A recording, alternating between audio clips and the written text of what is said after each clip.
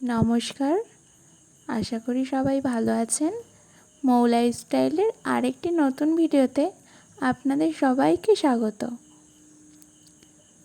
আজকে মায়ের ওখানে গেছিলাম, তো মা দেখলাম কই মাছ কিনেছে। মা কই মাছগুলো কেটে নিক, ততক্ষণ আমি একটা মশলা বানিয়ে নিচ্ছি।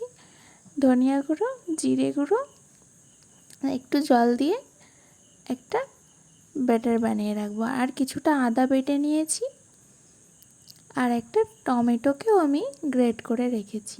মায়ের মাছ কাটা হয়ে গেছে, এবার মাছটাকে নুন হলুদ মাখিয়ে ভালো করে ভেজে নিলাম। এরপরে কড়াইতে তেল দিয়ে তাতে কিছুটা আলু ভেজে নিচ্ছি।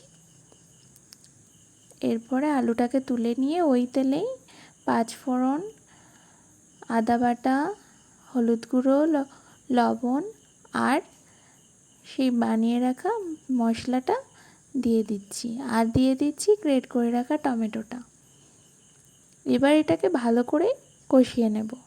তেল ছেড়ে এলে আগে থেকে ভেজে রাখা আলুটা অ্যাড করে দেব। আলুর সাথে আরেকটু কষিয়ে নিয়ে জল দিয়ে দেব। এবার ঢাকা দিয়ে আলু সেদ্ধ হতে দেব।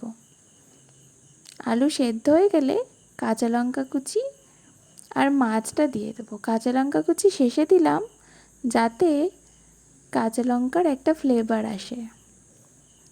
ব্যাস রেডি কই মাছের ঝাল। আমার কই মাছ খেতে দারুণ লাগে।